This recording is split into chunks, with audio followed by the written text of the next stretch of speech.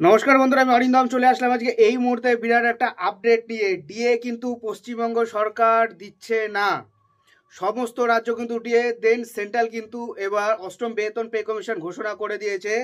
So এর মধ্যে কিন্তু রাজ্য সংগঠনের একজন নেতা কিন্তু বিরাট দাবি করলেন, তিনি কিন্তু তৃণমূলেরই কিন্তু একজন নেতা রাজ্য সরকারি সংগঠনের।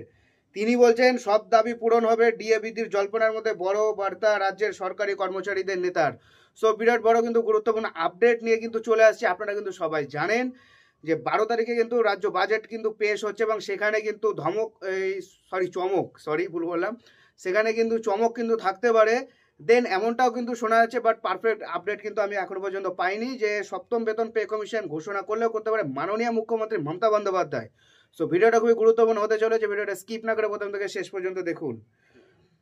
সব দাবি পূরণ হবে, মহার্ঘ ভাতা বৃদ্ধির জল্পনার মধ্যেই বার্তা রাজ্য সরকারি কর্মচারী নেতার। আগামী 12ই ফেব্রুয়ারি রাজ্য বাজেট পেশ হবে, সেই দিন রাজ্য সরকারি কর্মচারীদের ডিএ বাড়ানো হবে কিনা আপাতত তাই নিয়েই আলোচনা চলছে। এরই মধ্যে বিষয়টি নিয়ে মুখ খুললেন রাজ্য সরকারি কর্মচারী সংগঠনের নেতা। রাজ্যের শাসক দল তৃণমূল কংগ্রেসপন্থী সরকারি কর্মচারী ফেডারেশনের এক নেতা দাবি করেছে যে ডিএ বাড়ানো হবে কিনা সে বিষয়ে তিনি জানেন না, কিন্তু রাজ্য সরকারি কর্মচারীদের প্রতি অত্যন্ত সহানুভূতিশীল মাননীয় মুখ্যমন্ত্রী মমতা বন্দ্যোপাধ্যায় রাজ্য সরকারি কর্মচারীদের যাবতীয় দাবি তিনি পূরণ করে দেবেন বলে দাবি করেছেন ফেডারেশনের নেতা।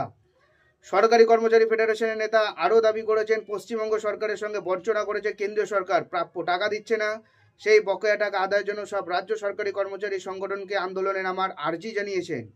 তার বক্তব্য, কেন্দ্রীয় সরকার থেকে রাজ্য সরকার যদি সমস্ত বকেয়া পেয়ে যায় তাহলে রাজ্য সরকারি কর্মচারীদেরও সমস্ত বকেয়া কিন্তু মিটিয়ে দেবে।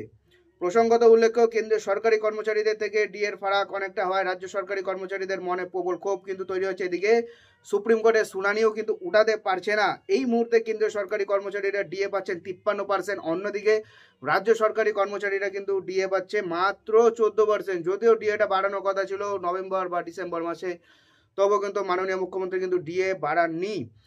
এবং গত বছরে কিন্তু দুবার ডিএ বাড়ানো হয়েছিল, বাট এবার কিন্তু একবারও কিন্তু এখনও ডিএ বাড়লো না।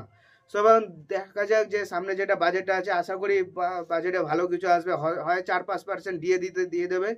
আর যদি ডিএ যদি না দেয় তাহলে কিন্তু অবশ্যই কিন্তু মানে যে সূত্রটা আমি যেখান থেকে পেয়েছিলাম, দেন তার উপর ভিডিও আমি করেছিলাম, যে সপ্তম বেতন পে কমিশন, যদিও মনে হচ্ছে না এটা হবে, তবুও যেটা নিউজ সেটাই তো আমি আপনাদের দিয়ে দিলাম। সো ভিডিওটা কেমন লাগছে অবশ্যই কমেন্ট করবেন, এবং কমেন্ট এবং লাইক কমেন্ট শেয়ার অবশ্যই করবেন। আর আপনারা দেখছেন আমি অরিন্দম, আপনারা দেখছেন আমার চ্যানেল নিউজার অরিন্দম। আমি বিভিন্ন আপডেটগুলো আমার চ্যানেলে দিয়ে থাকি। সো চ্যানেলটা অবশ্যই সাবস্ক্রাইব করবে, সাবস্ক্রাইব করার সময় বেল আইকনটা অবশ্যই ক্লিক করবে, যাতে আমি যখন ভিডিও দেবো সঙ্গে ইনস্ট্যান্ট তার নোটিফিকেশনটা যেন আপনারা পেয়ে যান। সো দেখা হবে পরের ভিডিওতে, ভালো থাকবে সবাই, নমস্কার, জয় হিন্দ, বন্দে মাতরম।